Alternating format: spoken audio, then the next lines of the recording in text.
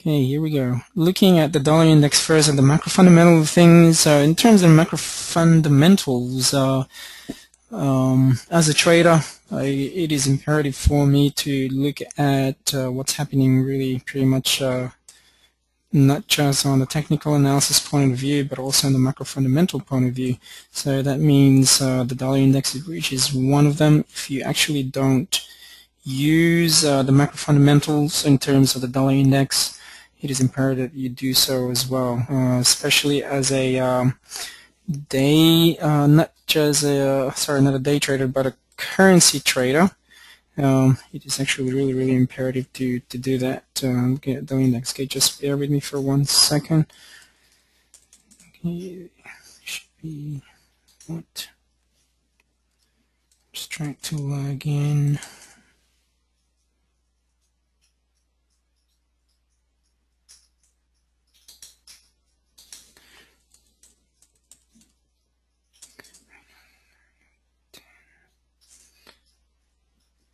Beautiful. Okay, here we go. All right, looking at the dollar index, looking at the bigger time frame in terms of the monthly chart. So we can see through here that pretty much since 2002 it was about 120 basis points. That was the highest it's ever been, pretty much. But since 2008, after the financial market basically tanking, there's a bit of reversal. So this is where pretty much it reversed, and this is where the US market basically dropped like there's no tomorrow. All in all, as far as I'm concerned, it is still pretty much on the downtrend from 2009 to where we are at today. And why do I say that? Because we have a series of lower lows and series of lower highs. Now, if we realize we want to consider, is it really going through in a sideways movement? I mean, we can argue with that as well. So here's your level of, there's an area of supply between 88.70, 89.62, and you have a good level of demand between 79, 72.69. Obviously, I have to reconsider this as well, 74.26.60. So in terms of that point at 74.26.60 and 70.79.20, you have a good range of demand between 2 points. So at the moment, if you can see through here, it's in an equilibrium area pretty much between the supply and demand. Okay, looking at the monthly chart, on the other hand, it is very clear evident that the sellers are currently in control. Yes, at the beginning, pretty much mid of 2011 to where we are at the moment, you have a series of higher highs, higher lows, higher highs. It was an uptrend from this point. So it took about 1.5 years in order to get into that side. My own perspective, since that low is lower compared to that low, but that low is still higher compared to that low, and that low is still higher compared to this. But if you really take this into consideration, there is going to be a change of trend come pretty soon. So you have a good level of demand on the shorter midterm type of about the 78.67 in terms of demand level. And you can see it very clearly. We have a series of lower lows, lower highs, unless there's going to be a different change in direction. But in terms of who's in control between buyers and sellers are in control at the moment. So we have from that high on that low, high, currently, if it breaks the 78.60, then this price, the US dollar index, can go all the way to 76.36, even all the way to 74.26. Right, now, since I'm a believer of fibs, some people are not, some people are. My own perspective, there are certain elements in the universe we just can't explain, and the fibs is just one of them. So from that low to that current high, in actual fact, it did break certain midpoints. So it didn't want to go even to above the 80.58, back to 100%, 78.60, and the next level is this low right here with the big swing. Right, now we can see through here in terms of the bigger swing in terms of from that low to that high. You see here in terms of the correction movement to the downside, the 38.2 has been broken. Is there a lot more room now to go to the 50%? Absolutely. There is a range between the 78.40 and 78.60. That's pretty much just a 20-point difference between the two. And if this one will break all the way down to 76.96, 76.36. So that's a really, really good level of demand right here. But if not, if this one will fail all the way down to 73.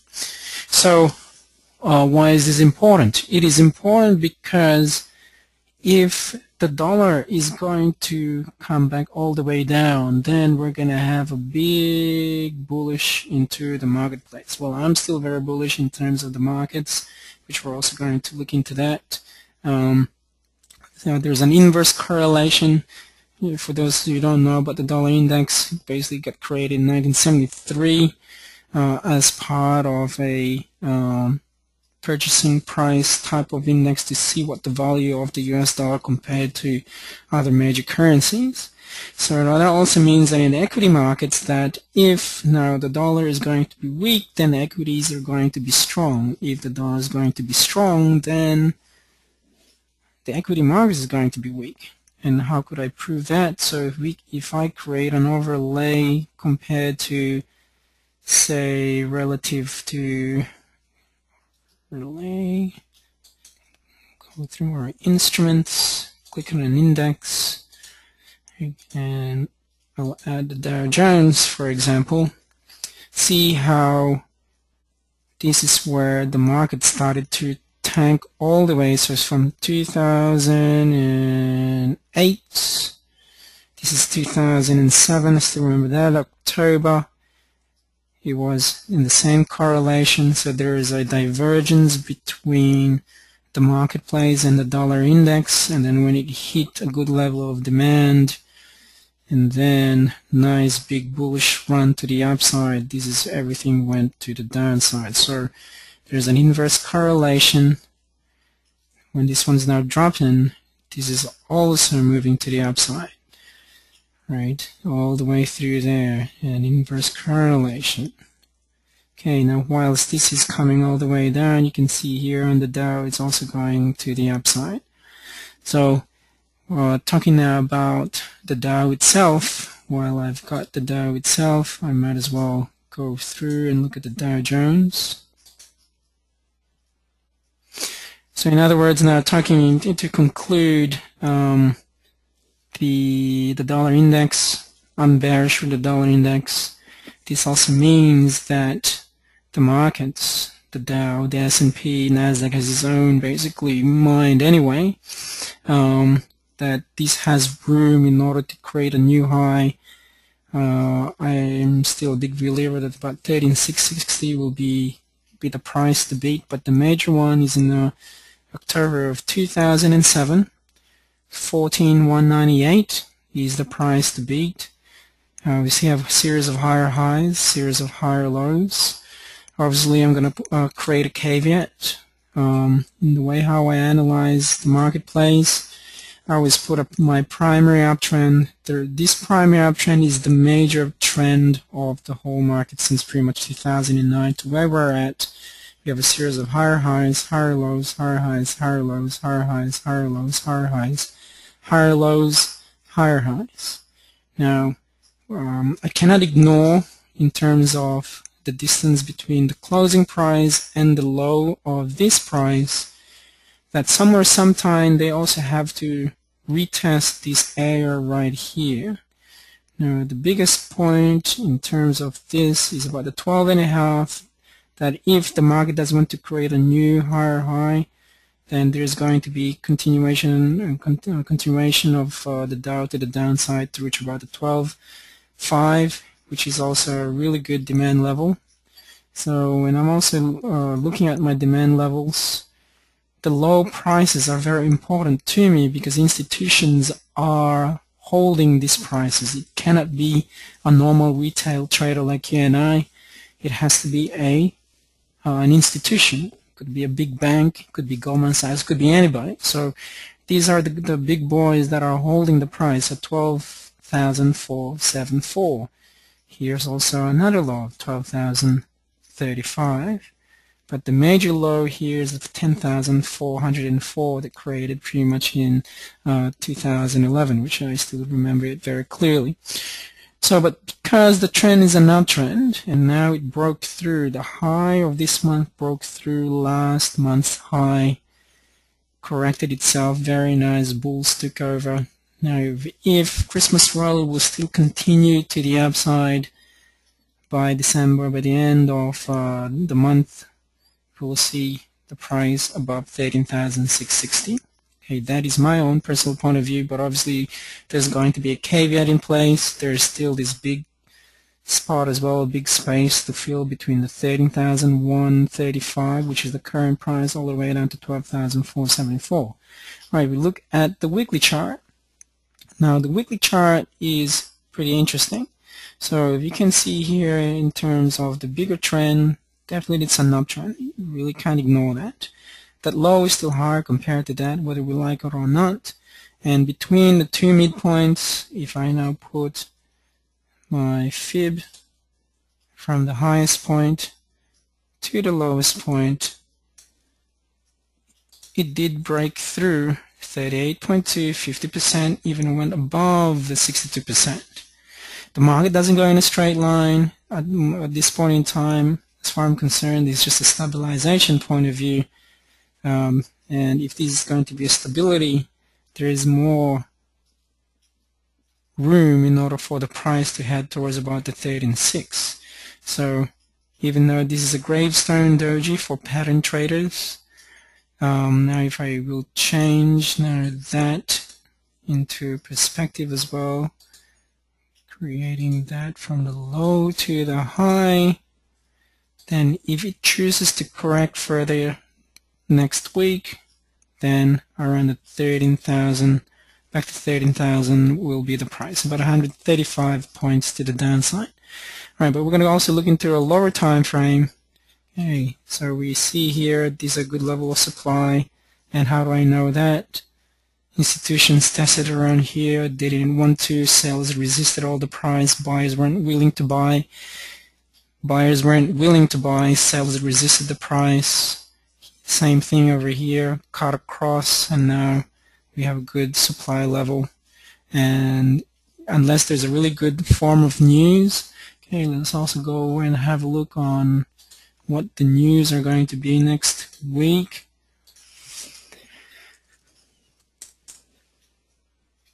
Okay, just bear with me for 1 second.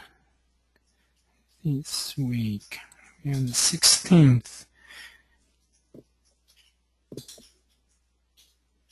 Okay, we see here that the 25th, Christmas Day.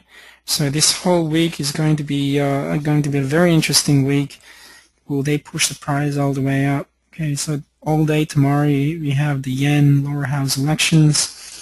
Up next, let's go through and filter mainly on the calendar. 17th. Alright, what do we have on the 17th, which is a Monday? We have the ECB. Draghi is going to talk. Nothing in the US, despite we have the Feds talking, but Bernanke is not going to talk. We have the Kiwi, we have the Aussie, some monetary policy meetings as well. In terms of the currency itself, it's critical at the moment for us currency traders because they're also level of supply at the moment. The pound, nothing in the US. Bank of England on Tuesday. Wednesday, we have building permits, GDP in New Zealand. Now the yen is currently tanking at the moment, so a lot of people actually in our group made a lot of money. I know there's one person in this room pretty much rode from 99 or 100 all the way to currently 109, so almost 1,000 pips. German IFO business climate, so that's awesome right there. There's NBC meetings. That's Wednesday, Thursday. So third, there's quite a lot. We have Philly Feds. This will affect the marketplace. We have existing home sales, unemployment claims once again, and we have the Bank of Japan and also the retail sales. So there are a lot of pretty important reports as well next week before 2012 will wrap up. Right. So there is also one right there. Okay. Now that I actually do have profit. I actually prefer Thinkorswim. Why? Because we have a monthly chart of the Dow and also a yearly chart. We will see pretty soon. Alright, so I've never changed pretty much in terms of the trend line. So notice here, since the Great Depression to where we're at today, as they always say, the market is always going to go up regardless of whatever happens. Obviously, in between, there's going to be bottoms as well. And when that happens, then it's no problem. And you just go with the market, you just short it, right? So, okay, sorry about that. Let's go through.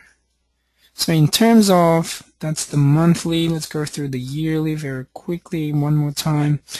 Notice this is what happened. Okay, now we're in a critical state, as well in terms of the yearly chart. So here's my primary uptrend. From here to here, as far as I'm concerned, we have lower lows, but the higher, so we have higher highs, right? And it's very critical at this point where the price is below that high point. That's why 14,198 is a very important number. If it breaks the 14,198, this is going to go all the way as per everybody's forecast, all the way to about 28,000 somewhere sometime in the future. But obviously the market doesn't go in a straight line, it has to drop. So if you can see through it too, since 1980, everything was dropping, and you have pretty much the war, right, and the tech boom that got busted. Here's another war, and then bang, came back, and here's the financial pretty much crisis and what happened. All right, now for the past 1, 2, 3, 4 years, and you look at 1, 2, 3, 4, 5, do we have another year that it's going to be pushed to the upside? So we have to monitor, we have to keep an eye. But in terms of the sizes of the bars, it's not as strong as where the early 90s pretty much. Bullish, bulls, bulls, bulls. Here, right, bulls, bulls, stabilization, continuation, stabilization, continuation. Everything is pretty much very bullish for the past 4 years. So since 2009, always been pretty much very bullish. Actually, after that midpoint on the bottom end came up, I've always been very bullish with the marketplace. So 2013, as they always say too, right? Next week is the end of the world according to the Mayan calendar, but we'll see when that happens. Okay, so but definitely we are reaching the level of supply. We cannot ignore that. It's a really good supply level. Now, part of the caveat too, that if it doesn't want to pursue and break, because to this point you would need a lot of buyers in order for this high to break, in order for the trend to continue. But if there's not going to have enough good reporting and whatnot, based on news, and if there's got a lot of pessimism, then pretty much as a trader we know what to do. We just have to short with the guys.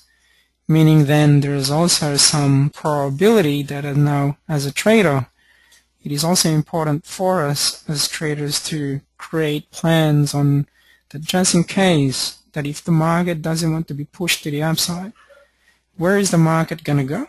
Okay, so we're going to extend that. Okay, that is the major. You have your nice support base right there. There is an area between two midpoints of the lows, and that low, you have a good area of demand between approximately 6,400 all the way to 7,300. That's about 900 points to the downside. And there's also some levels where, in terms of the closing and the opening prices you see here too. You have 8,581 or 80 in particular.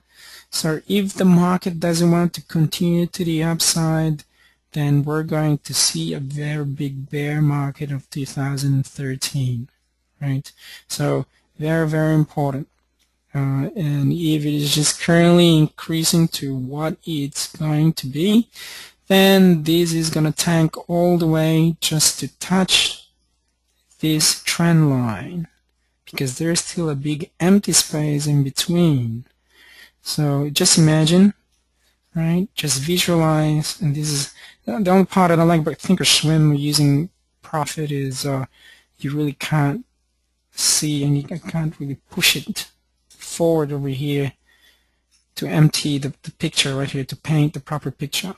But this one can continue way down here before it can continue to the upside right there, right? So, but definitely very strong. Longer term, there is going to be a probability. So 1, 2, 3 years, it's in a bear market. 1 year, the basically in a bear market before the bulls takes over.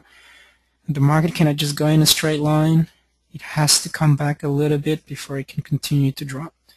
So if this high, very, very important, this high doesn't want to break that high, you will see the market tanking. Okay.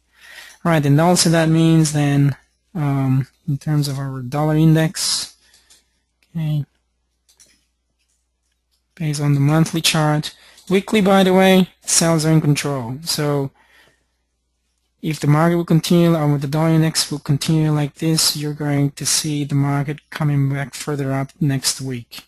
Correction is pretty much, the slight correction is over in terms of the marketplace. So you can see here very, very strong. The dollar index is very weak. Back to the level of demand between 79 and 78, 71. Okay, so there's still that empty space. Major currencies can continue to go further up next week as well. All right, so let's go back to the Dow Jones. If I go now through a quarterly basis as well, you will see on a small time frame.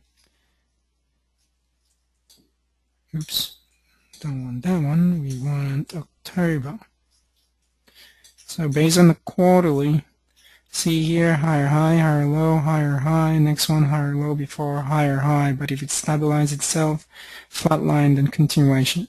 So that is definitely the price to beat. We are currently in a critical stage, and also in terms of the quarterly, that high is lower compared to that high. We have a doji, uncertainty, bulls, right? That low is still higher compared to that, so we're still pretty much on the safe side. But in terms of the range, it is a harami, meaning it's uncertainty between the range. But if we're looking just who's in control at the moment, the bulls are in control. Right, monthly. Okay, in terms of monthly, I will just take the next 2 years of the month, pretty much. Okay, so look at that.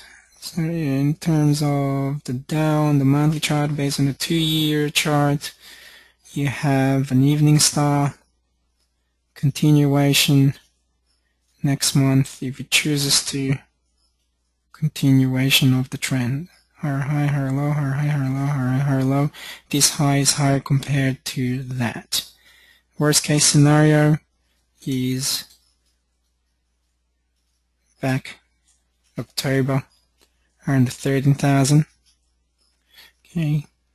Does have more room in order for this to drop? Yeah, absolutely. There's definitely more room. Oh, this is a daily chart. Sorry. How did that change? Monthly. Okay, here's the monthly. So higher highs, higher lows. Not over yet. From high, low, high. Okay. So December, January. Okay, weekly. And from the weekly, similar to from that Daniel, we have a gravestone doji, which has more hierarchy. Obviously, the monthly has a more higher hierarchy. And then all of a sudden, we have a daily chart. If you guys are following my weekly market updates for the Dow, it was very, very predictable. back in the level of supply, stabilization, correction, continuation, and we can also add Mr. Fib. Oops. From there to there, 50%. Worst case scenario, 1372, which is also the level of demand around this point before continuation to the upside. So pretty soon, could be Monday, could be Tuesday, but definitely next week we're going to see a change of direction to the upside. Alright, so to conclude in terms of the Dow, it's very imperative to know that we're in a level of a supply based on the yearly chart, and that you have to be aware in terms of a bigger picture that if the price doesn't want to break the 14,198 as pretty much stated, then the market will drop pretty much in the year of 2013. So it is scary because bulls 4 years in a row, and this guy right here is what's making it scary at the moment. So, but if we add everything for 1 year, it took 4 years for one pessimistic type of news, which is pretty much the financial markets right there. That was the banks, right? So, but if it doesn't want to create and break that high, then man, this will continue to go further. But if it doesn't want to, once it reaches around the 14,000, you are in a safe side to pretty much short the marketplace for shorter term, unless if someone out there will change the scenario that it's safe to break the 14,000. Any questions? Does that make sense? So just be aware if you currently have stocks that you're currently trading, you have to be careful. Okay. So obviously this is the Dow. Plain simply as well, we're going to look now at the S&P. S&P 500 based on the yearly, same, right? So we have higher highs, higher lows though. Okay, this is also, I'm going to keep this because I've been using this as to see where I'm at. We have higher highs, but we have lower lows. So at the end of the day, who's going to win between the highs and the lows? If we're seeing such a big strength, now looking at the S&P, it's pretty strong. There is no stabilization. What we want to see is a stabilization before it can come back.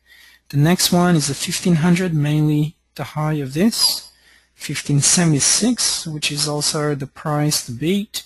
If 1576 will break, easy. This is going to continue to the upside. Now notice there's also now a wedge. Once it's trapped, it has to make a decision, either go to the upside or to the downside. Because of that lower low there, for the past 12 years, despite lower lows, higher highs. So who is going to win in terms of the trend? Whatever the market will dictate, if it breaks 1550, then a continuation of the trend to the upside is highly probable. Then that means from 95, like there's 1, 2, 3, 4, 5. So 2013 we'll have one more 1, 2, 3, 4, 5. 1, 2, 3, 4, 5. And then we have 1, 2, 3, or just 1, or even just 1, right? So in terms of patterns, you can see it very clearly. So pretty interesting. So next year, in terms of the S&P, there's still some more room in order for the market to go further. But since it's the yearly chart within that year, anything can happen too in terms of medium type of environment. Obviously, the market doesn't go in a straight line. See here, higher highs, higher lows, higher highs, higher lows, higher highs. So perhaps for the first few months of 2013, you're going to see continuation, and then the next quarter to half of the year, you're going to see bearish and then bullish. Okay, so especially in the quarterly reports as well in the marketplace. It's going to be very interesting. So the whole of 2013 has room in order to head 150 points to the upside. Alright, let's go through the weekly. What's happening last week?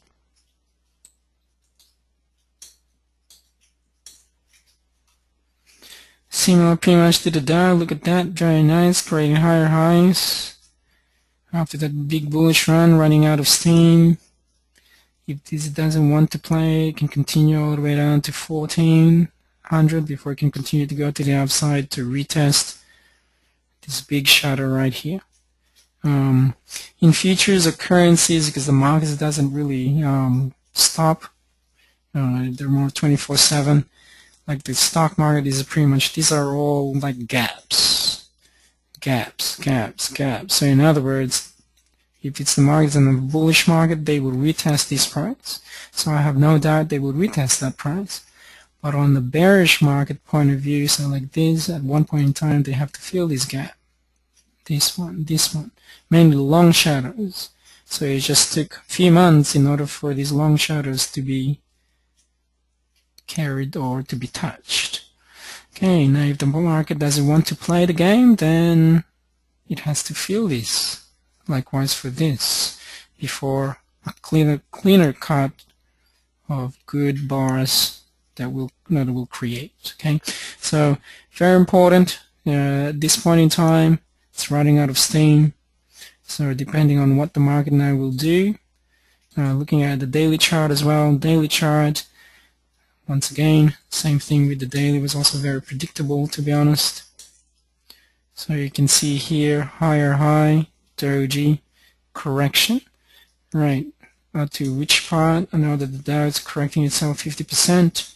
It is currently correcting itself on the 62% level. Right, very, very strong, pretty much Friday and Thursday. So we'll see Monday. What I want to see here is a stabilization point of view. So perhaps Monday, since there's really not much of a report in the US, they might settle the price a little bit to probably you can see a doji of some sort before more continuation to the upside. Higher high, higher low, stability, correction, continuation. So 1570 is the price, will be the price to beat. Now, if you guys watch CNBC or some form of news, everybody's looking at that 1500 mark. Okay, so later on one point in time, they will watch that. They will touch that 1500. But does it really necessary that it can reach a 1570? Maybe, maybe not. But I'll be pretty much hesitant to buy on a good level of supply level. I'll be thinking of shorting it until a few more retests, testing the price to break out.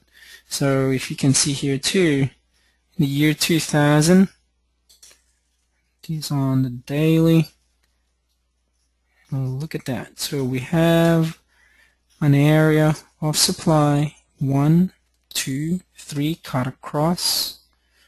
Right, 1, 2, so 1550 is that price that they'll be looking at. Oops. So if the price continues here, definitely some more room in order for that to continue. Now, as a trader, it is also imperative to have a look and plan your trades. Obviously, if you're a day trader, then it will take time. You will be playing the inner game of the time frame, buying and selling. But if you're more of a swing trader, more of the weekly, longer term to medium term swing trader, then you're pretty much still safe to the upside. If you're an investor, then definitely you have a lot of room in order for it to head towards to the upside. But if you're buy and hold, you cannot marry the stock, to be honest, because once it reaches to the 1500 level and it comes back down, either you sell it or you hedge your position as a form of strategy, either buy a put or if you're a writer, then even better for you. All right, that is it for the S&P. Any questions for me for the Dow and the S&P so far before I go to the VIX? Awesome. Saying no questions. Okay, let's go through at the the volatility index of the S&P. Let's see in terms of the yearly chart, going through all of it. So nothing pretty much in terms of since 97 through history and This is also what I don't like pretty much, because it's, yes, in the level of demand, but if really this will continue to go further up to the upside, then we're in danger. Then the market can drop, mainly the S&P, right? Okay, let's look at the yearly quickly. Now the yearly, you can see here we have lower lows, lower highs. Sellers are currently in control. Here we go. Here's the most important part. This is the level of demand. You have basically ranges, so it's important for me to look at also the lows. You can see through there that low, low, and this one is just a midpoint pretty much between that and that. So here's a really good area of demand around the 10-point mark. But in terms of the closing prices and opening, see how the price didn't want to go below over here, but at the end of the year they push it up all the way up here. So since 2006, 2007, this is when the market basically tanked, right? 2008 reached 90, didn't want to, and settled all the way back down here. Right, so this is great news that if, now since we have lower lows, lower highs of 2012, the price has more room to drop around this level. Then that means 2013 is going to be very bullish. They may perhaps will be able to break the 1570, but obviously it can go up and down in time in the next 365 days of 2013, obviously, right? So, but just looking at it, sellers are currently in control. Only have, what, less than about 20 odd something trading business days. Actually less than 10, actually about 2 weeks in order for the year of 2012 to be finished. So it's pretty weak, has some more room, hence 2013 we can see the VIX dropping even further. But obviously, you know, it will create a high first, it will create a low, and then it can settle somewhere. But definitely longer term, bulls are currently in control. Alrighty, so that's the yearly. Looking at the monthly, we're in the level of demand on a downtrend though, right? From here, lower low, lower high, lower low. So this is the year of 2012. But in the level of demand, it has to create a lower high before it create a new lower low. So we just have to be careful that the first couple of months, if the VIX will continue to go to around the 20 mark, then we'll see further drop of the S&P, the Dow, and so forth to go to more further to the downside before it can drop even. Now, because if I go look at my primary,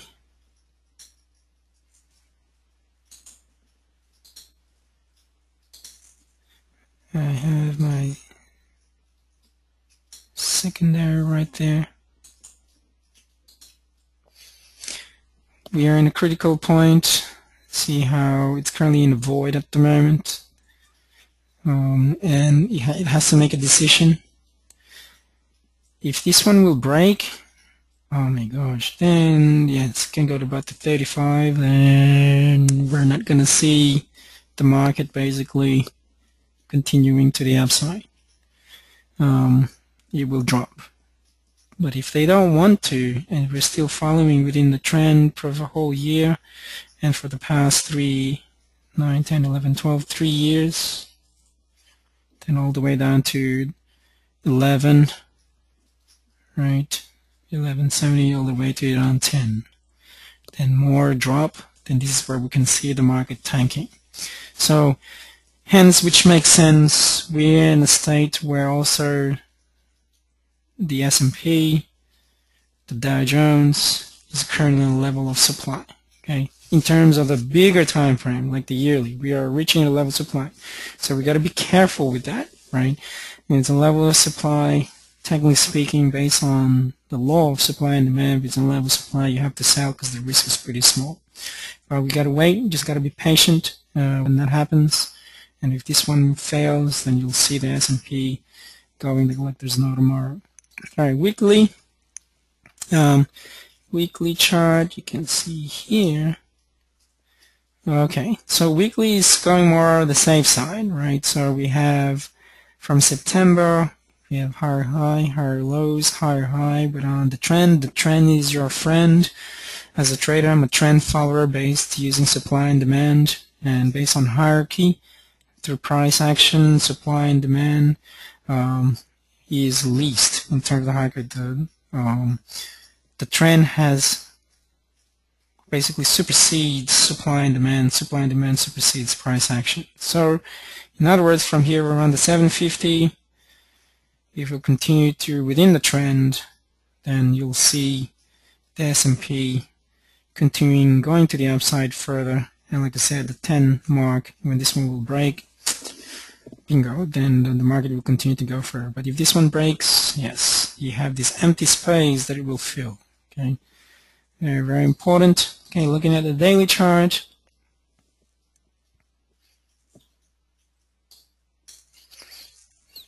So there's some more room in order for the price of the VIX to go to 1750, hence, which makes sense. On the S&P 500, you saw that the bears are still currently in control, but it reaches around here, what we're going to see is some form of stabilization.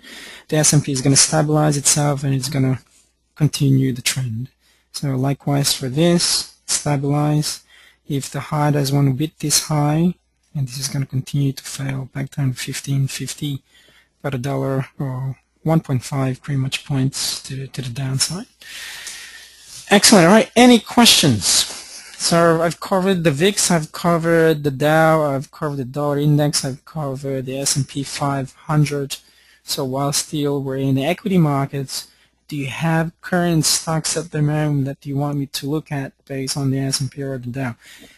Small caps, mid caps. If you're trading small caps, you gotta be careful because there's really no volatility anyway in the small caps.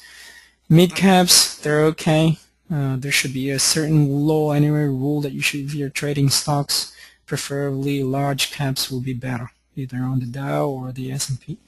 All right, Russell 2000. Okay, let me find. Can we also look at the NDX? Absolutely. Just 1 second, please. Okay, let me find symbol, just 1 second.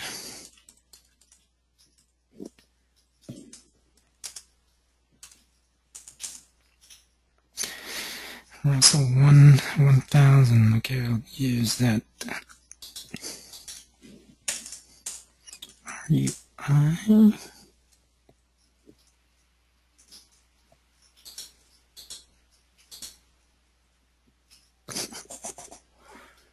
Is there a flaw with that? Here's the Russell 1000. I don't follow the Russell 1000 to be honest, but looking at 2011, I think this is a data flaw. See, look at that all the way to 3,200 right there, right? Similar in terms of the S&P, same with the Dow, we have higher highs, higher lows. Very, very strong. So in my own personal perspective, since there is no stabilization point of view, this has more room in order to head to the upside. Can it beat 2007? Absolutely. And that price is 858 right there. So not long to go. Can it go to 900? Absolutely as well. Now, if we're going to see this as a, if this is not the data flow, and you reach 3,200, they will retest this price. Okay, so this is an important, if it's really important to you guys, then this is, they will beat that. They will retest that price. So more bulls, the bulls are more in control on that one. Right, now looking at on the monthly chart on the other hand, excuse me, so we have a series of higher highs, higher lows, higher highs, higher lows. Next one, higher high. Easy. That one to continue. Based on that, so odds and probability to go through and touch on that high is highly probable. Weekly chart.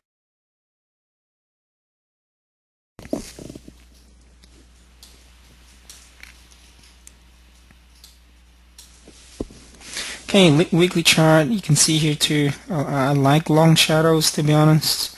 So we have the market doesn't go in a straight line, stabilization, trying to correct itself before continuation. This long shadow, they will feel that sometime pretty soon. 795. Next price to beat about 810. So same, it is in part of the correction too, from that point all the way there, right? I'm in the wrong part. So 30. Oh, okay. So in terms from the correction breaking through 38.50, it broke through the 62%. Odds and probability, once it's already been broken, back to 100%. Easy. That will go all the way there. So I'm actually bullish with that. Right. So that's with the Russell. Let's go through the dollar index. The Nasdaq and the NQ.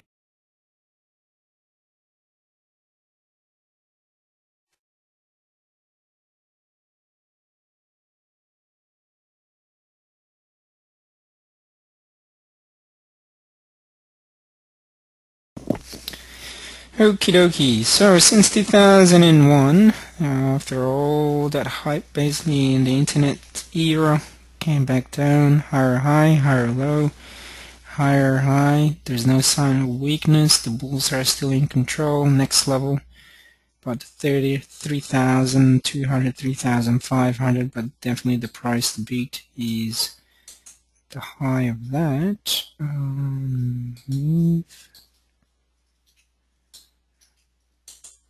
Approximately, which is now, what's the price? High of 4,816. So it's still very bullish, no change at all, but part of the higher high.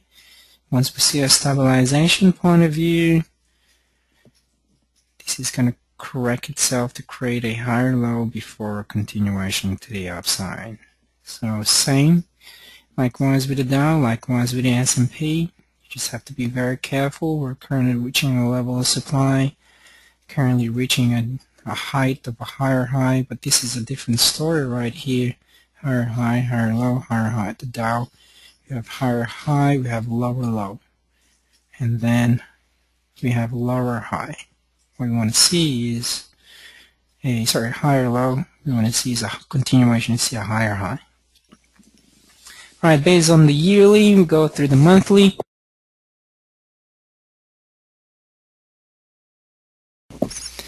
Alright, so on the monthly, we have sales are in control. Are they going to retest this level? It can, but these were in a good level of demand at the moment as well. Alright, so higher highs, higher lows. Next one's higher high. Okay, if it doesn't want to correct, once this one gets broken, then we currently are a continuation of the trend to the downside, heading towards 2004, 2002. I know Apple is not doing as well. I know Google is doing much better than Apple at the moment, but we can see that too later on.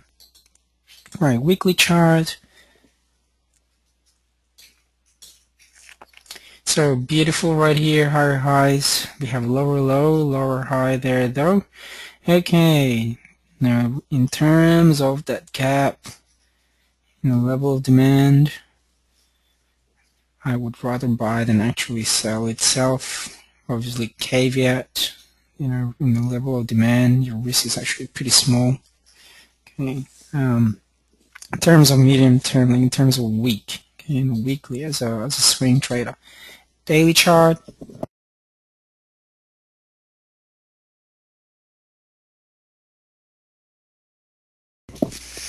So notice on the daily charts, there's a lot of gapping, right? The highs pretty much filled it. You have a good area of demand at the moment, so but we have lower lows. The price to beat is around pretty much around here. We have lower lows, lower high. The high didn't want to surpass that, but if you'll continue to rebound, then back to 2007. Right, the trend.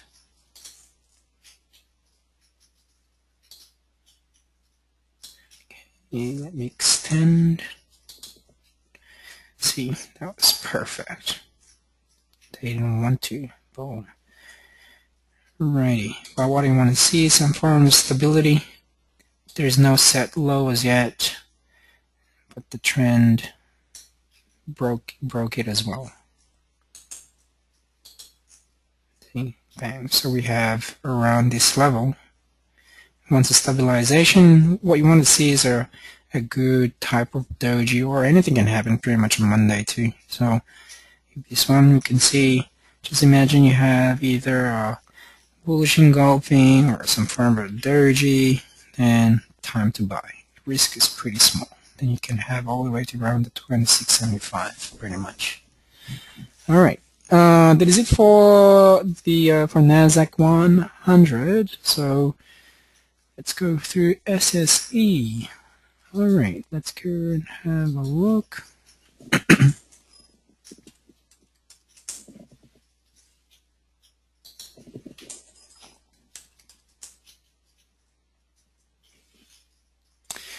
Shoot. Okay, China Shanghai Outlook SSE. No, this one doesn't have it.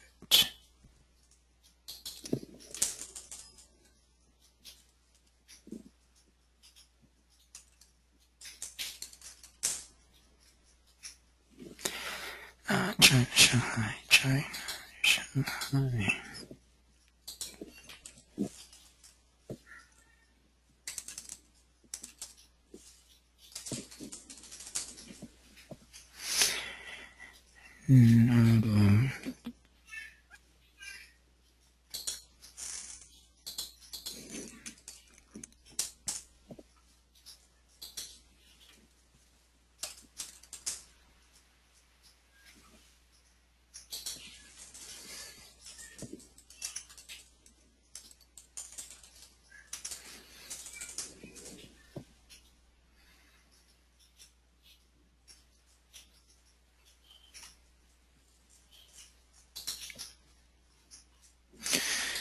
No. Sorry, Erica, I don't have it on mine. China Shanghai.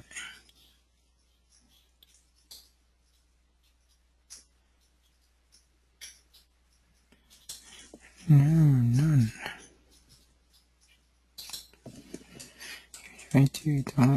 SSE. Nothing. Get Southern Connecticut. FXI. Okay.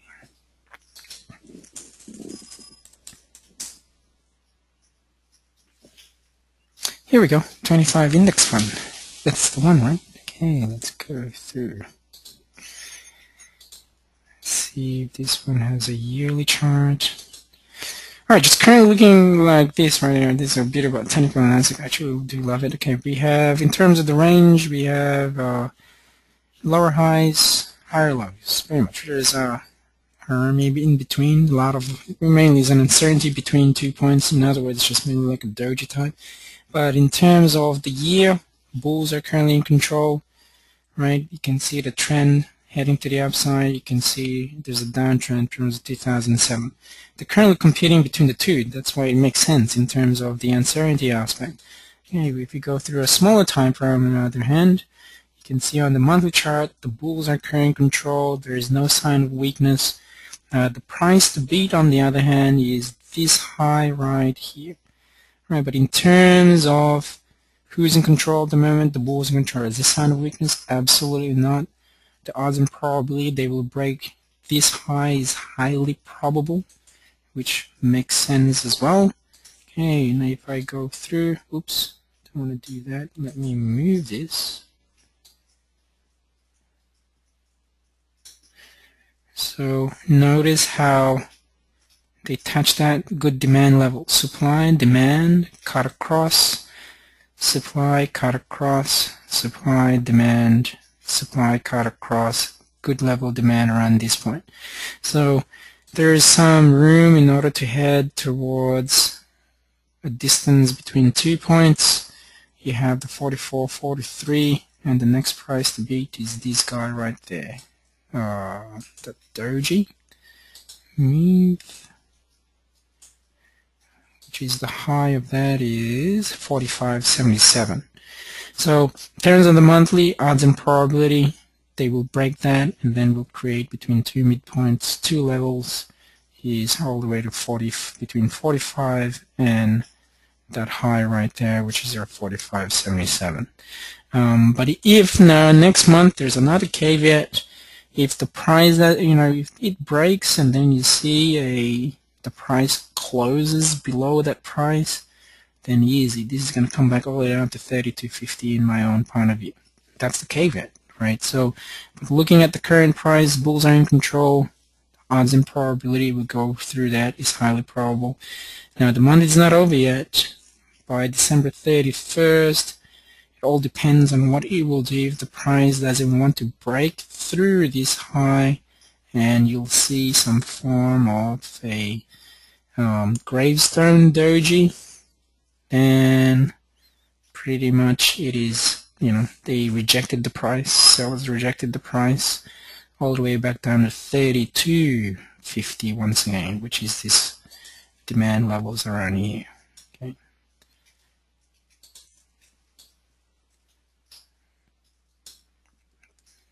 These two levels have to include that this got across these levels. Right, weekly. Let's go through on the weekly chart. Weekly is much better. See, the bulls are currently in control. There's look at how strong that is. Next week, odds and probability, the bulls will continue, because if it is currently weak, now if you see a doji, obviously if they don't want to play, there's going to be some form of report in order for buyers to push the price and beat this price right here. But if once this one's gotten beaten, no worries, that will go all the way up there. But if they don't want to, you'll see some form of stability, and since the trend is still an uptrend, head back down 38, higher low, higher high. The next push the next lot will be the breakout of the supply. So because of 1, you're currently testing the second price. If it breaks, great. Higher high, we have higher high, higher low, higher high here. Then they will continue. Alright. That's pretty cool. It's pretty easy. Alright. See on that gap, they will fill that gap. They will fill this gap. Similar to that gap. That gap, they fill the price. So if I was trading this in a really good price in a level of supply, I'm going to take some profits, and then probably even want to short it, because at one point they will fill this gap. They will fill this gap. Bigger time frame obviously has better hierarchy than the smaller time frame. Sometime they will fill this gap, similar to what they did here. Sometime they have to fill this gap. Sometime they have to fill this gap. It's one thing I like about gaps. They will fill the gap sometime. And if there's a big failure, they will fill that gap. They will fill that gap. They will fill this gap. Because there's nothing in the past or now in the future that these gaps have been filled. So sometime they'll fill that gap if the trend will be broken. That's the caveat of it. But definitely a really good price is a nice shooting star right there and a level of supply. Monthly chart there is not over yet, but in looking on the weekly, there's going to be some extra push to the upside before they will decide So you can see some form of stability before they will decide to come back down. But definitely you're in the supply level. Depending on the plan, if your plan is to leave it longer term, then yes, it will go through around that area, provided with the caveat it will break through the 39.50. Shorter term, medium term, if you're looking at this based on the weekly, there's some more room. Shorter term, there's a slight chance that once a stabilization will form, this is going to come back down all the way to create a higher low, and that's easy to find too in terms of retracement.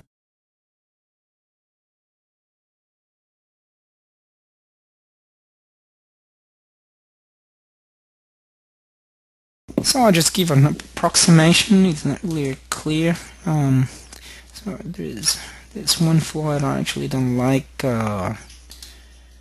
Thinkorswim. I like softwares that has a high and low.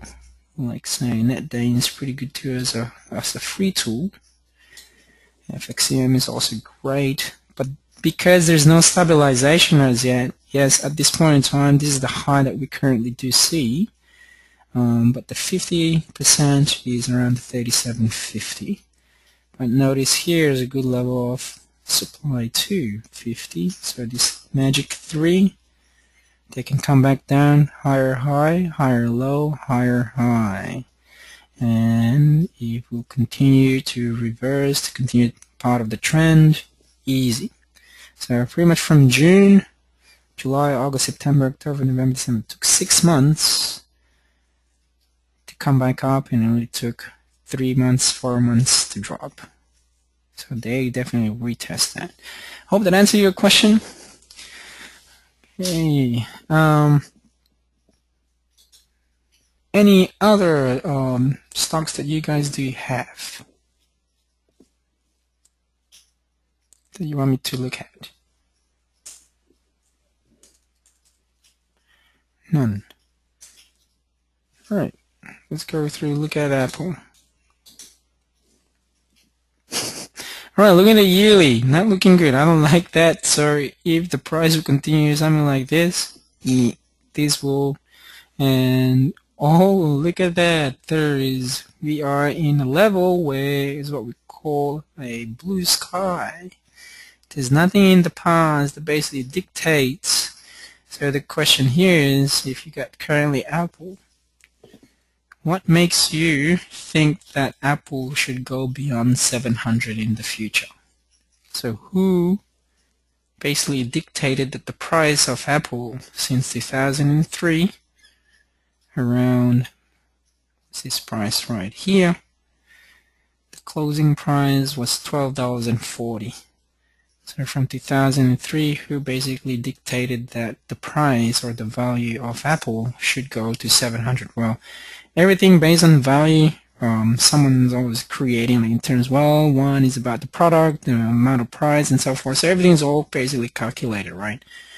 Same with gold. Gold's also the same. People are always trying to push it 2,000. Well, no one's going to push it 2,000 because it's too expensive. So from here, from a higher high point of view, this will create a higher low. If this is the current point of that high, and if now everybody is currently looking at retracements or corrections and so forth, then people will be saying, well, I need to retest it for 473. It's almost there. 397, that's below $400 share, or 325 a share. So in terms of the yearly, as far as I'm concerned, anything can happen. You can create and tank all the way down to 200. You can come back all the way down to 75, as much as we're concerned. But a really good level demand, 78.6, around $200 a share, right? Higher high, higher low, higher high. But if everything looks good, and they will retest to continue that shadow right there all the way to $700 a share. Monthly chart, I can only see in the monthly chart right here, see higher highs, breaking that out within that trend. Next level, no doubt, back to around the 425. That one has more room in order for this to tank, to be honest. Unless you see some form of stabilization.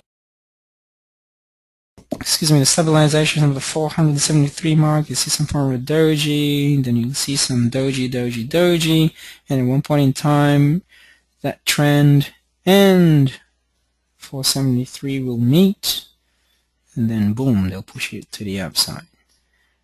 But it's not ready yet. I reckon that one has more room to head back down south. Weekly chart, look at that. Lower lows, lower highs, lower lows. There's not enough price that's supporting it. The next one is on the 423. Hey, daily chart.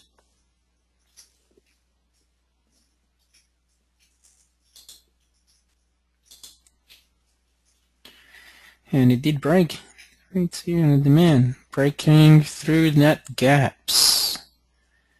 Obviously, they will fill these gaps somewhere sometime. Lower highs, higher lows.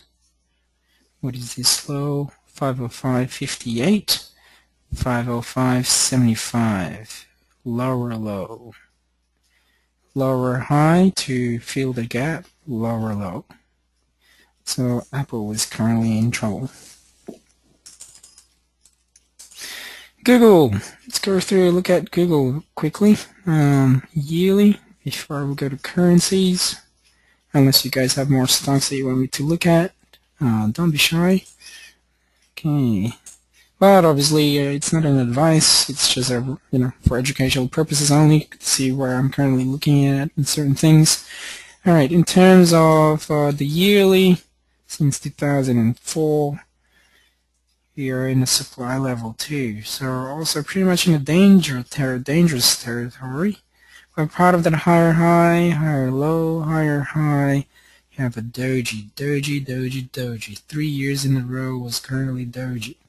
But because of that, 2008, and doesn't want to continue to go further to the upside, doji. Bears. Okay. All right. Monthly. So you see that bearish engulfing, creating a higher high, easy, higher high, higher low, higher high. But this one has already corrected itself. Stabilization of the currently month. Can it create a new higher high? So that is a continuation. If it breaks through there, then we have higher highs, higher lows, higher high. But if it doesn't want to, lower low, more tank over here. If it doesn't want to beat this low, continuation, higher high on the monthly. Alrighty, weekly.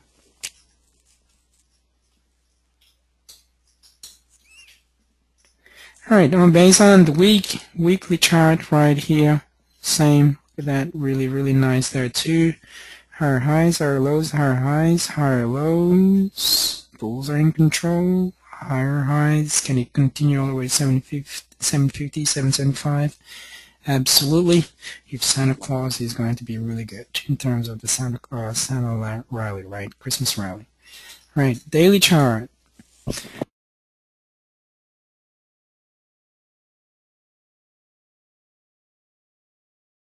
Alright, in terms of the daily, see there's a nice big gap, came back down, same thing, it's still very bullish in terms of that. 701, higher highs, higher lows, higher highs. If this is stabilization, next one is a continuation of the momentum to the upside. So that's it for Google. Yeah, Baidu, yes, and then we're gonna look at oil as well and gold. Baidu.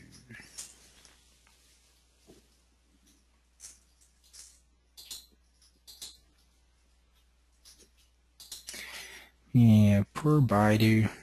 No like. Okay, see here we have lower lows, lower highs in terms of the highs and the lows. Sellers are in control. Man, this can come back all the way down, all through that 40 level. This part right there. This is 2012, 2013. You have that empty space right there. Caveat though, but because there's continuation of the uptrend, higher high, continuous stabilization, minor correction before continuation. But if this is more stabilization, then continuation to the upside. So there's that empty space that we need to consider. But in retrospect, since 2005, the bulls are currently in control. So you can't ignore that. Monthly, looking more on the monthly chart. Very nice. Okay, here we go. Nice, good demand level. Look at that, very nice. So in terms of price, $84.97. You have a $13 difference.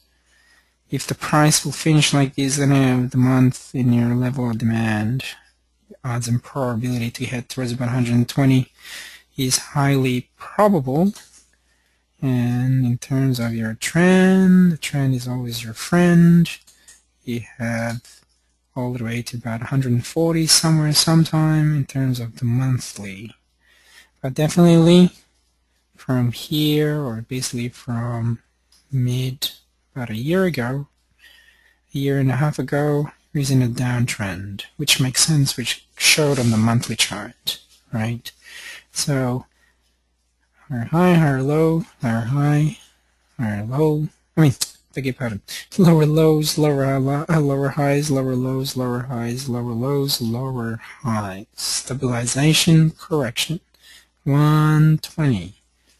So I'm bullish in terms of the monthly chart, just looking at price. Okay.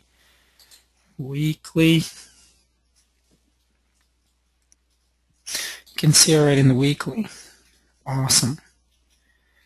There's nice higher highs, higher lows. We have a bullish engulfing. This one didn't want to continue. See here, lower low, lower high, lower low. Change of scenery, change of trend. So based on the monthly and the weekly, I'm a proponent of the bulls. Bulls are going to push this price all the way.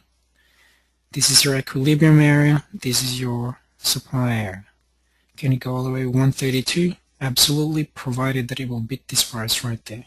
So there's some room in order for that to head towards the upside. Cool. So that's based on Baidu. The bulls are in control. Absolutely. Daily chart. Daily chart already shows there too. See here. That is nice. Beautiful level of demand. Current level of supply.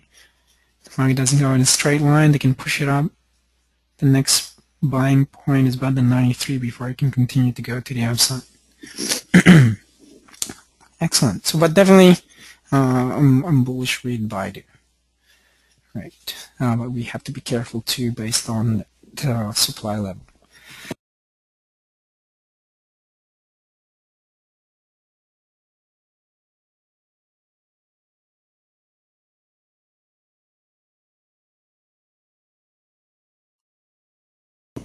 Okay, let me go back here and look at the gold very quickly. Since I don't have I do have GLD,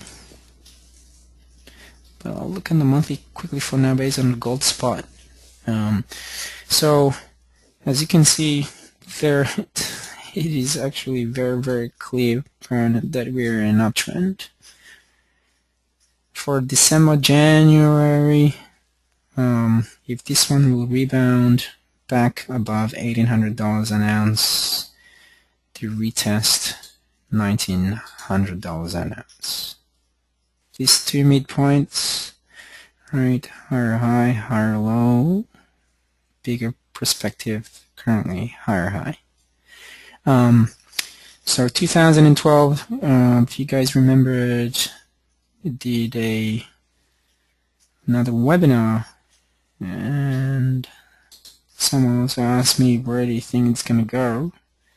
Based on that, it has to correct itself. So finally the correction is over, corrected itself. They didn't want to continue further, and this is that line, and it actually hit that line from what we drew from the last webinar basically that I did.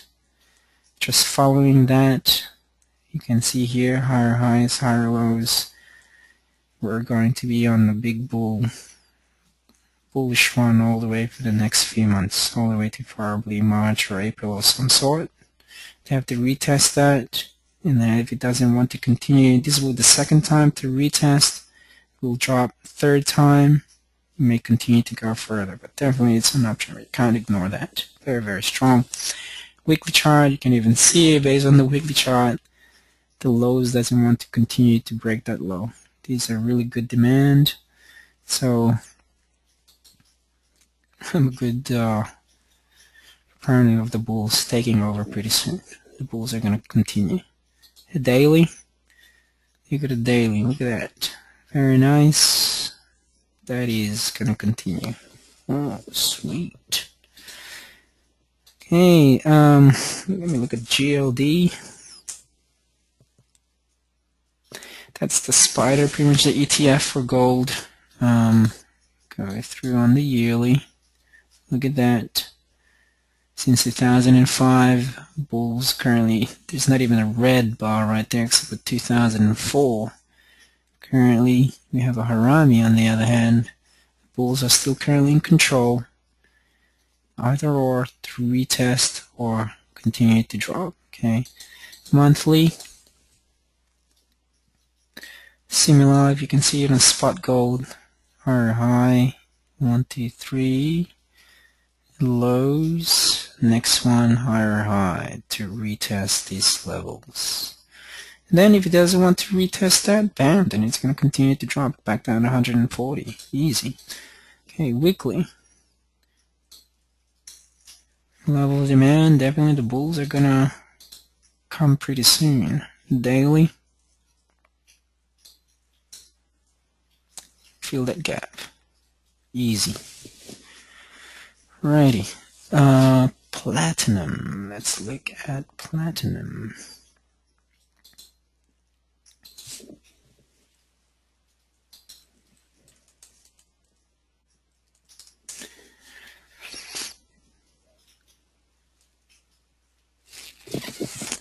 Continuous adjustment. Platinum metals. Platinum Australia.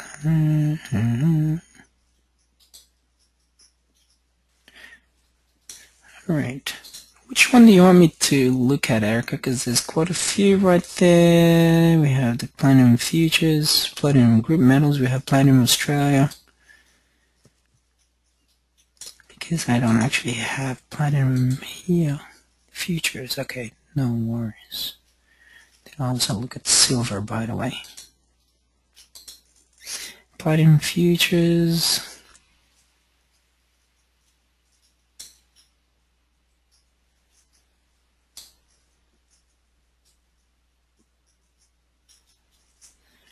POV 13.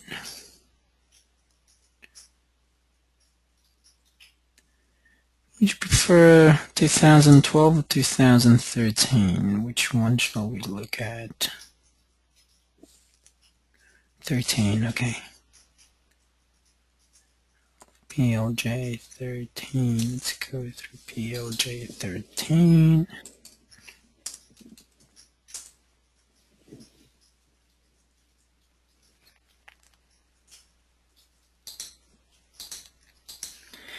Look at the yearly. Look at that. Same. Like similar to gold. Look at the same one. Oh no.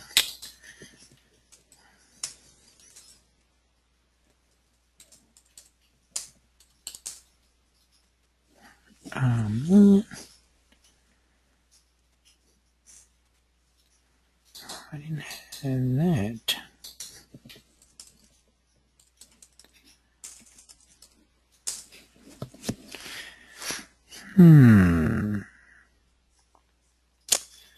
Sorry about that. Let me see if I could find.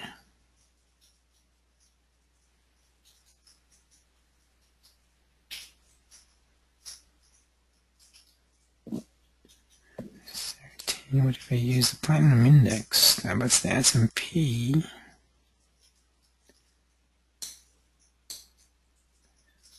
That's the one, the Asian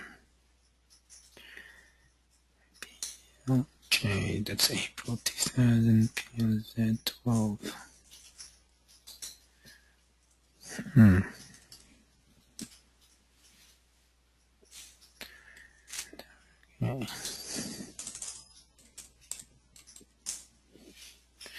No, actually it won't let me. Sorry, Erica. Spot okay? Alright.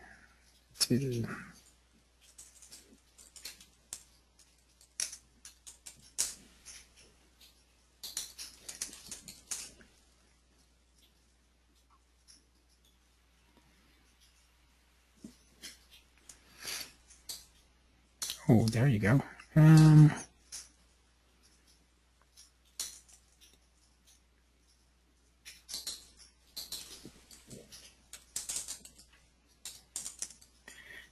DJUSPT.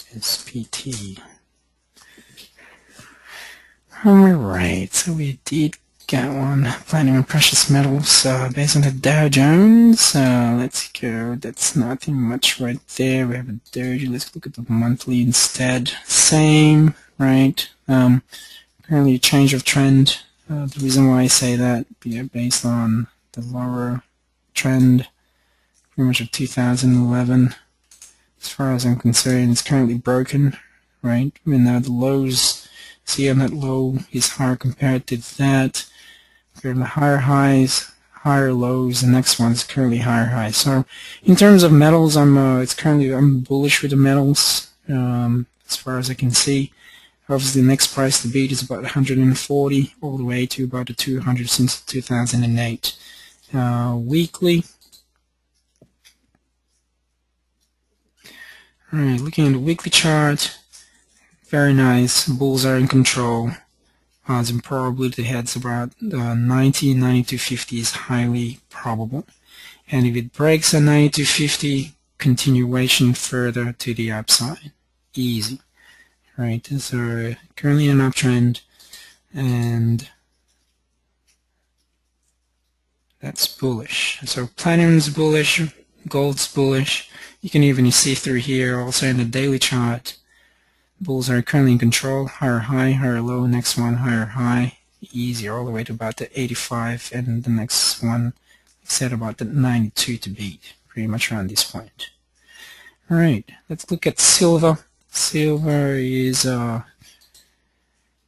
similar to, it's not as strong as gold, but you can see through here since 2002. I will skip that.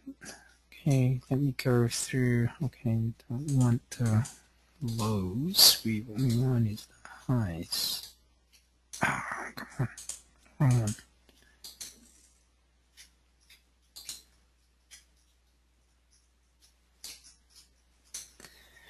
Right, and then I'll take that.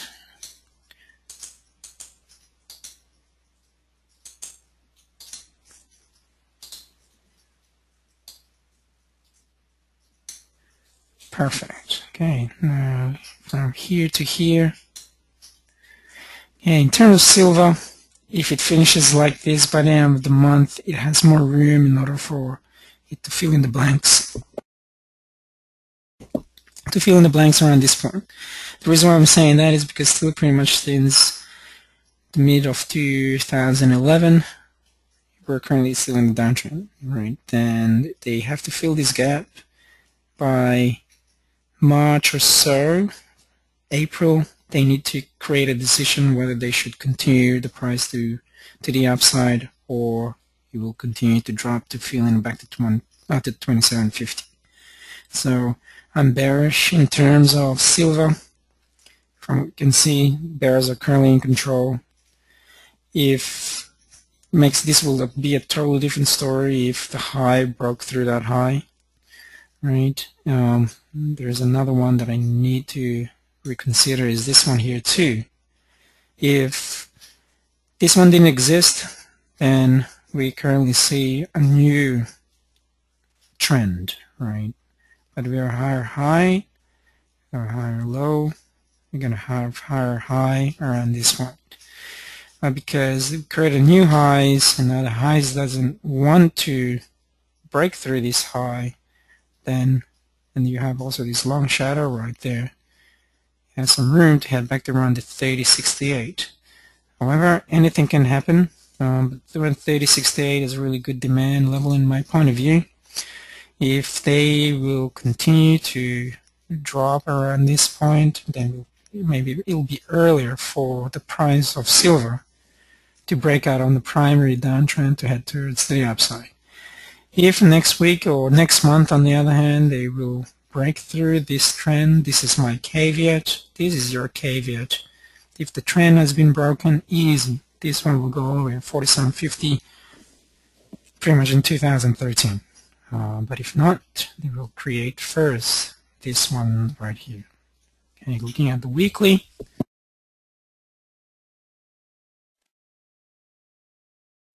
Now you see on the weekly, yeah, from that higher high, higher low should be technically speaking a new higher high, but it didn't want to.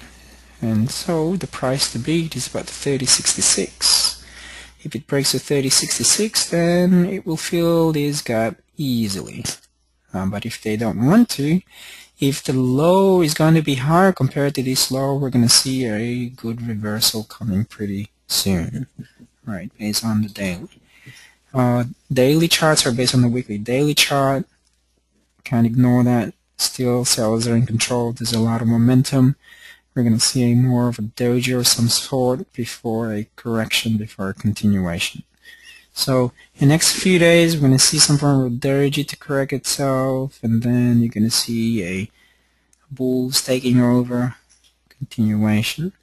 So swing trading shorter term, from a stabilization point of view and a level of demand, you'll be bullish. Then we'll make a decision, bearish, right? And then longer term, if it breaks it through this, very bullish.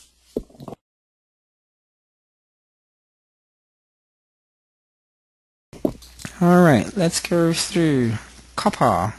We have more copper right here. Let's see, index precious metals. Silver spot.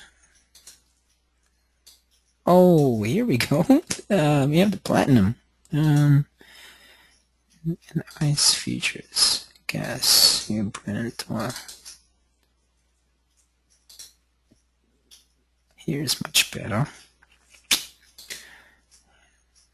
Based on the monthly, same. So from August 2011 and basically in 2012, just hovering between 2 points. Technically speaking, back to 1400 if it will choose to continue down here. Higher highs, higher lows still. But wow, 2008, such a big drop. Currently, from what we can see, back to 2013, rebound, and it's just channeling between 2 points. Caveat, if it breaks through the trend, continuation to the upside. There's two scenarios that we can build on this level.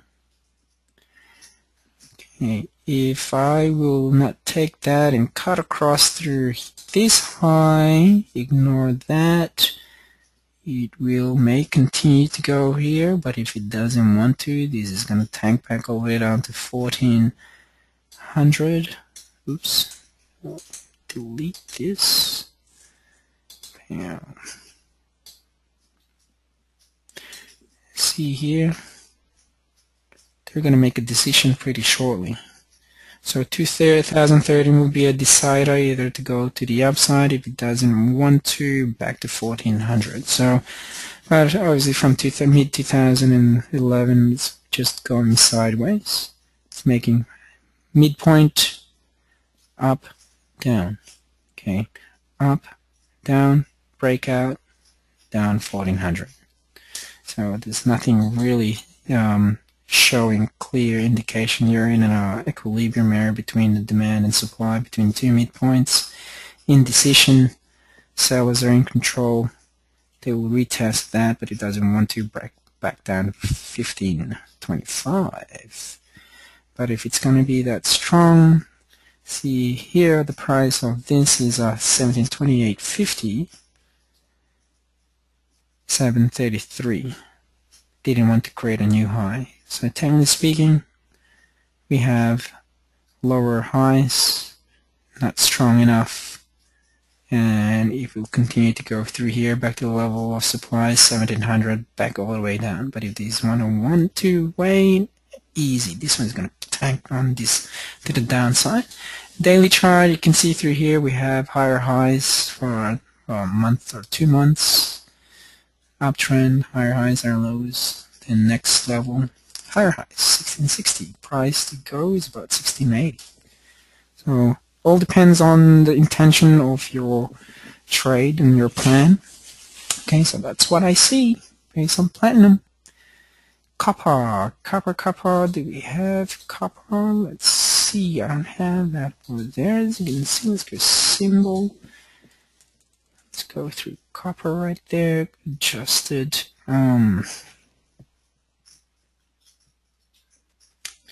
Copper futures.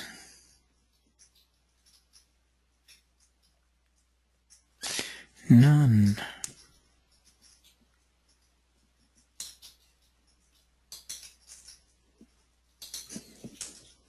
Let's see if there's a copper ETF.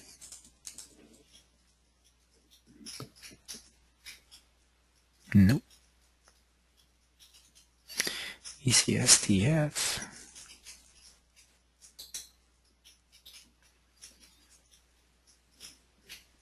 Wow. Okay, let's see. No, none.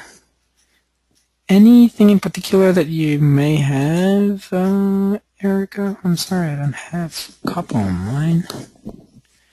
None. Cool. Well, nothing. Let me go through, I'm sorry, Erica, I don't have copper. So, in most cases anyway, I believe metals are bullish in terms of overall. Okay, let me go through a few currency pairs. I want to go through Aussie USD because I know there's quite a few Australians here as well. Australian dollar is actually really strong. It hasn't been and gone through below parity for the past 1, 2, 3, 4, 5, 6, 7, 8 months, to be honest. Okay, overall, since 2002, the market has just been so strong to the upside. And December, look at here, the bulls are currently in control. The price to be that we're currently looking at is around 106.24. Does have a lot of room in order to that to break? Absolutely. Now, in terms of the trend, this is the trend that I'm currently looking at the moment, and the price currently beat the major primary downtrend. There's no downtrend since 2002. Only since 2011 is the actual primary downtrend itself. So, in my own perspective, since now price of the current, or mainly the Australian dollar, has broken the trend. The next one is 106.24 all the way to 108.56, but the price to beat is about that 110.80. 110.80 if it's going to continue as the trend to the upside. So technically speaking, from 2009 and then 2011 to where we're at the moment, this is just a big whole correction and continuation to the upside. So the price to beat is about that 110. There's approximately about 500 pips to be made in terms of number of pips. Pips are mainly just the spread. So 500 on a normal standard lot, that's about $5,000. Okay, now on the weekly chart, you can see it very clearly that the trend currently broke it. There's definitely a lot of room in order for the price of the Australian dollar to go through. What we want to see is to break through at 106.24. Not long. This is only, what, 60 pips? It's actually very easy to break. You can see through here, stabilization. You can see continuation.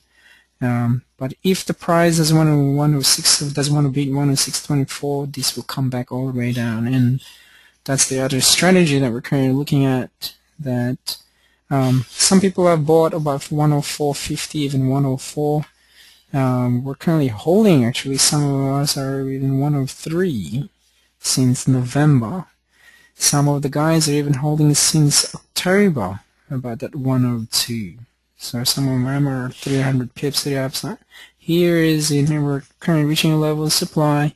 I'm just getting some form of doji of some sort, and a correction will occur before a continuation. Okay, so the Aussie dollar, we're very bullish. So that means that because the Australian dollar actually follows the US market by correlation approximately 80 to 90%. So that's pretty good.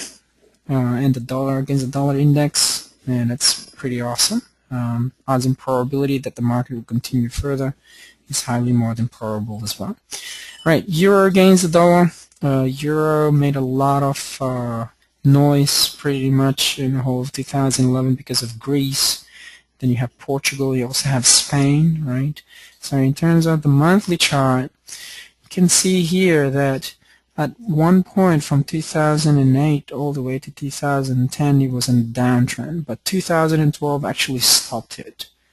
So you can see through here we have a higher low at the moment. So the odds and probability, if it breaks through that 133 or 134.86, this high, it will continue to go head towards to the channel, back to the channel around at 149, 151, obviously for 2013, provided that it will break through that 135 area, especially these midpoints right here, based on the monthly chart. So 1, 2, 3, 4, 5 months. Right, okay, we took that from 2011 to where we're at. Some people, basically, some of the traders made money from 120 all the way to 125. They hold it, but if people held it, then there was an easy 500 pips as well to the upside. So does it have more room? Absolutely. It can go all the way to 135. Weekly chart, you can see through that the bulls are currently in control. There's no sign of weakness. Create a new higher high pretty soon. Next price to beat is about definitely 134 area. Alrighty. Daily chart, even on the daily there's nothing. Part of that here are the supply levels currently being broken. There's no sign of weakness. The bulls are in control, and the price to head back up is highly probable. This also works likewise with the euro yen and the pound yen. So some of the students, rode it all the way up from about 101 and 100. And 109, followed their plan, 1,000 pips. That's actually pretty awesome. So in terms of the monthly, there's no sign of weakness either. What people are looking for, what we're looking is the price of it is about that 111. Once this one will break, easy, you have current price back to 123. Okay, the other one that also stated earlier, 2012, that has a high probability trade of the year is basically the pound against the yen. So it took a few years in order for the pound to actually break the primary downtrend, the beginning of the year of 2012. When this created, boom, from 120 all the way to 135, that's a 3,500 pips pretty much to the upside. Came back down, the low didn't want to break through there. Some of us basically traded this as well, came back down to 118, bought it back in, and now it's back to 135. Here is what I was currently waiting for, is that the 131 to actually break. Clear cut for people who are actually pattern traders. Here's a double bottom. Neckline has been broken, so my profit target now is around the 150 area. Will it go through there? Absolutely. When? I don't know, but time will tell based on 2013. Obviously the market doesn't go in a straight line. The bulls are still currently in control, but we want to see here is some form of stabilization. It's going to correct itself before continuation to the upside. So 2013 for the pound against the yen has more room, to be honest, to go to about 150. Now it's also very volatile. It can go further. I know someone actually made a lot of money with the pound yen, pound Swiss, and in 2008 actually just rode it to the downside. So it was actually easy money. But now, it takes time. It will take time in order for the price to head back to 150. All we got to do is actually be patient based on that. Weekly, there's nothing, but once stabilization, a correction will occur before a continuation will continue. Daily chart, it's running out of steam a little bit, but it hasn't dictated that the sales will come as yet. But definitely, at one point in time, this will correct itself slightly before continuation to the upside. So yeah, the pound dollar. Pound dollar is also really strong. Let's go through in the monthly chart. Higher high, higher low, higher high. My next profit target, I'm currently in this trade, 166, 167. So we're just currently riding the trades at the moment. As you can see, the dollar index, right, is very bearish. So in other words, the major currencies have more room now for it to go to the upside, and that means as well that the market has also some room in order to go to the upside. But don't quote me on it. There we have caveats, obviously, that 163 will be broken, then back to 166. Right, weekly chart. You can see here the bulls are currently in control. Definitely 163 is the next price to beat. Nothing has been dictated as yet, but in order for the trend to continue, my odds and probability to break 163.10 is highly probable. Daily chart, nothing. It's showing a sign of weakness. Knowing the pound, once there's a lot of momentum, they will continue the momentum until a stabilization will be formed in place, something like this for Doji. So currently still in an uptrend and still riding the trend. Right, dollar Swiss, we just ignore that. Actually, look at dollar CAD quickly. Here's the CAD. And if we look at it on the monthly, still pretty much on the downtrend, right? Lower lows, lower highs, lower lows, lower highs, lower lows, back to around the 95 level. Weekly, so the dollar is currently very weak, trying to stabilize itself. Really good demand, 98.55. So we're going to see some form of correction before continuation, but if the stabilization doesn't want to correct, this will come back all the way down to the downside around the 97 area.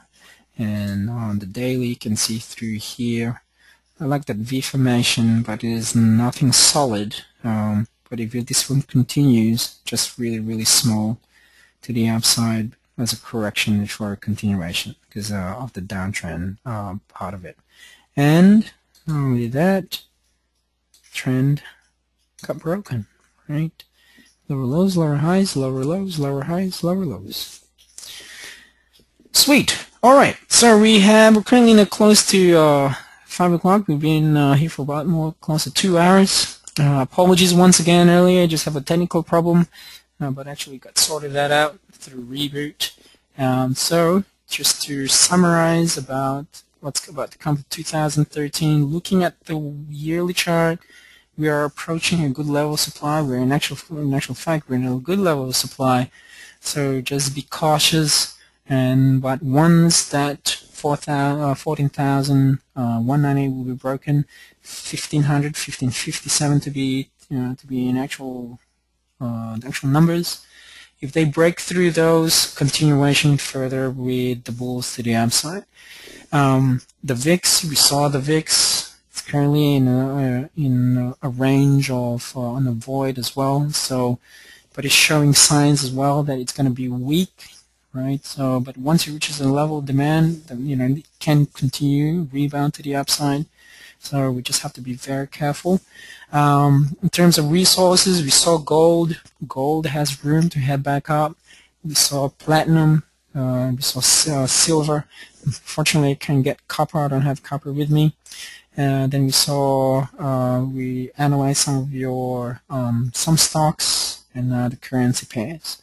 So it all depends on your plan for 2013. If you're a buy and hold, you're currently in a supply level, and don't marry the stock. Make sure to hedge your positions if you're married to a stock. But if you're a trader, if you're a longer term trader, then you're in a position of caution, whatever you want to call it. If you're medium term or a swing trader type, you can see there very clearly there's some more room in order for the prices to head back up, and then especially shorter term as well. My opinion, correction is about to finish in terms of a very short term in the marketplace. Then we see a continuation and then correction, continuation until we will reach those major supply levels. So for the past 4 years, I was very bullish, heading back to the level of supply, and now I need to wait. Probably stabilization will occur, but if stabilization will occur, then back to bearish. But I believe there's one more year for a very bullish year, perhaps, but the tide will change as well. All right, so that is my report basically for the end of the year. Hope you guys had a really good year this year. Even if you just basically bought one and level of demand, you just left it for 2013, you would have, 2012, you have made money. And I have one person in this room basically beat the S&P and very consistently making money for the whole whole year of 2012. Right, so if you guys haven't basically met your goals, then it's very important to redo your goals for 2013. Find those weaknesses, and in order to make it a strength, change your plan. What else do you have supposed to do for 2013? If it is a skill level or knowledge level, then go get some form more of education. You need coaching.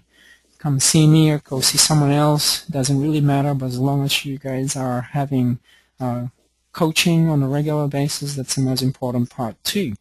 So that being said, if do you have any questions for me? If you don't have any questions, then we'll wrap it up. Going once, twice, then if there is none, thank you so much for your support of 2012. I know 2013 we're going to have more. Actually, there's a lot of more things happening for 2013 in order for traders to be well supported by myself too. Just to update you guys, as of 2013, pretty much I call it the observer. Someone will be able to observe my, I call it, my daily trading routine. It is mainly for 9-to-5ers or people who work, who cannot really day trade or something, who wants to be more swing trading. They will see more of my trades more in a live type of environment, but they cannot ask questions. They're just basically there to observe, and then if they want more, then obviously they can either have a self-study course or one-on-one. So that's one that's coming. That's pretty much almost done. There's creating my standard community forums, so there's more interaction, not just with students, but who also would like to have more assistance.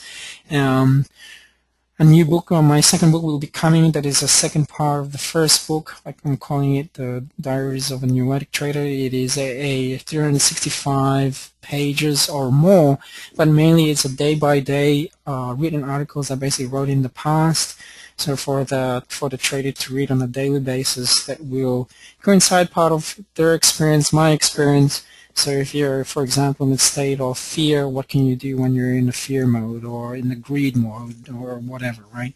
So it's going to be another awesome. And the third book will be mainly more what I call the art and science of technical analysis, something a little bit more different, coming more on perspective in terms of not just indicators, oscillators, but what does really, how does the market really occur? How can it really go up based on science? I just came back actually from New York as well, and was sharing to the students that it's always really good to go to New York once in a while to meet some traders. I met a few more traders who used to trade on the floor, and I was explaining why online trading is actually more challenging compared to trading on the floor. Oh, there's two great documentaries that I highly recommend that you guys need to watch. It is called Floored, F-L-O-O-R-E-D, and The Pit. So these were traders on the floor who have been interviewed. So based on the Chicago Mercantile Exchange, more than 10,000 people were trading at one point, and now there's less than 100, right? Because everything is now through online. And so, talking to one guy, his name's John. He used to trade in New York Stock Exchange, and he said, "Oh man, I know the guys who got interviewed on the floor and pit, and it was really good for us to make money. And during the olden times, it's so easy to make money." And I said, "Why? Why do you think it's so easy?" Well, similar to what you explained. He said that you can see the other person, the other person who's selling the price to you. You can see their emotion. You can have the sense of the feeling, that intuitiveness. And at the same time, based on the strategy. But now you're trading online. You can't even tell, who's buying, who's selling. You can't even tell whether an institution is actually playing a game with you or not. And so this guy struggled. He at one point, one day he can make 300,000 in one day. At one point he can lose 300,000. But he knows that he can take it back because he knows the game. But in online trading, it is tough, and hence that's why traders use oscillators, indicators, and so forth as an aid of the tool. So the end of my presentation is mainly not just promoting the book, but on the psychology part, I basically stated that if the person cannot understand the basic mechanics of price action and seeing behind the scenes on what's really happening through there, having that imagination, that visualization, what is really going to happen through here based on probability, then the trader will struggle. So, the guys, in New York basically agreed. And it is a challenge to see what the future holds. Well, there's no certainty, right? So what makes it certainty for us is to have that risk management in place with the lowest risk, with the highest probability. So that being said, thank you very much once again. I wish you guys a happy holidays, happy new year. I'll see you 2013. Know that regardless of whatever happens in the marketplace in the future, we just let the market ride, and we're going to ride with them. Number one is we cannot fight against them. All right, thanks, and you have a good one. Take care till next time. Happy trading, fellas. Bye.